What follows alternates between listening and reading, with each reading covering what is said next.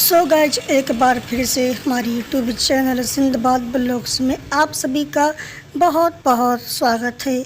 जैसे कि ग्रीनफील्ड शामली अम्बाला राजमार्ग के निर्माण के लिए लगभग 8,000 पेड़ काटे जाएंगे। भारतमाला परियोजना के तहत नियंत्रित पहुंच वाले ग्रीनफील्ड शामली अम्बाला राजमार्ग के लिए निर्माण के लिए कुल 7,966 पेड़ों को काटने की आवश्यकता होगी, जिसने हरियाणा और उत्तर प्रदेश के बीच एक और सीधी 6 लाइन की पहुंच होगी। तो अगर आपने अभी तक हमारे चैनल को सिंदबाद ब्लॉग्स को सब्सक्राइब न किया हो तो प्लीज़ दोस्तों सब्सक्राइब भी कर लें। 750 हेक्टेयर से अधिक कृषि भूमि का अधिग्रहण किया जाएगा और 3,660 करोड़ की परियोजना के लिए 140 भवन संरचनाओं को ध्वस्त करने की आवश्यकता होगी, जिसके 2024 तक पूरा होने की संभावना है। भारतीय राष्ट्रीय राजमार्ग प्राधिकरण NHAI द्वारा तैयार प्रस्तावित संदर्भ की शर्तों के अनुसार इस परियोजना में दोनों राज्यों में 7.5 हेक्टेयर वन भूमि भी शामिल होगा। परियोजना की संक्षिप्त सारांश रिपोर्ट में कहा गया है कि 60 मीटर के प्रस्तावित अधिकार के कारण कुल 7,966 पेड़ प्रभावित होने की संभावना है, जिनमें से 250 पेड़ संरक्षित भूमि पर और शेष 7,716 निजी कृषि क्षेत्रों में गिरते हैं। संरेखण के साथ गिरने वाले अधिकांश पेड़ कृषि वानिकी का हिस्सा है। काटे जाने के लिए प्रस्तावित पेड़ों की वास्तविक संख्या संबंधित राज्य सरकारों के उपयुक्त अधिकारियों के साथ पर्यावरण प्रभाव की अंतिम रिपोर्ट में प्रस्तुत की जाएगा। जैसा कि चौड़ाई के साथ वृक्षों की कटाई को प्रतिबंधित कर वृक्षों के नुकसान को कम करने का प्रयास किया जाएगा।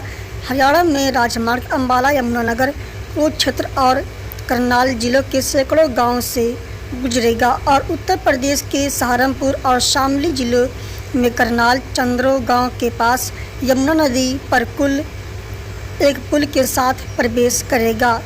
सड़क परियोजना में 2 रेलवे ओवरब्रिज, 16 छोटे पुल, 11 वाहन अंडरपास, 40 हल्के वाहन के अंडरपास और 7 इंटरचेंज भी होंगे। अधिकारियों के अनुसार NHAI द्वारा भूमि अधिग्रहण की प्रक्रिया पूरी होने के बाद जल्द ही विस्तृत परियोजना रिपोर्ट और निर्माण कार्य हो जाएगा।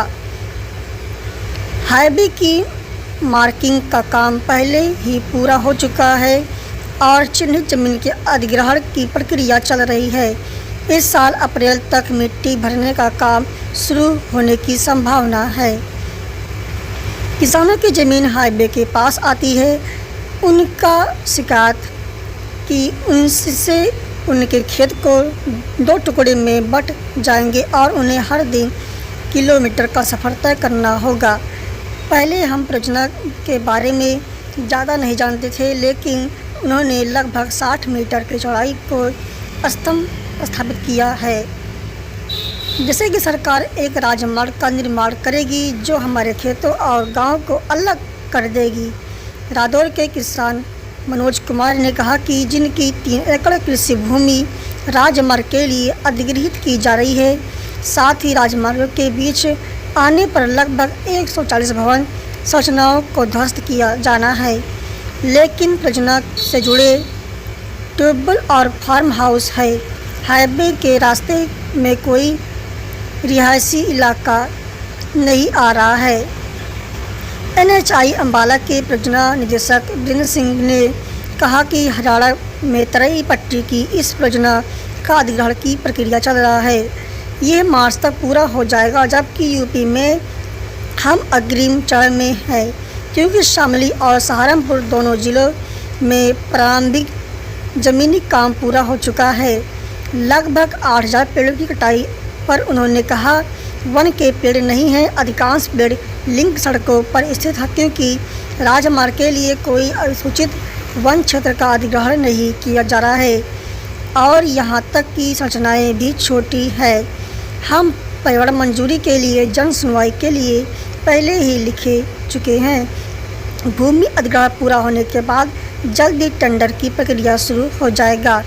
तो अगर आपने अभी तक हमारे चैनल को सिंदबाद ब्लॉग्स को सब्सक्राइब न किया हो तो प्लीज़ दोस्तों सब्सक्राइब कर लें। फिर मिलेंगे अगले नेक्स्ट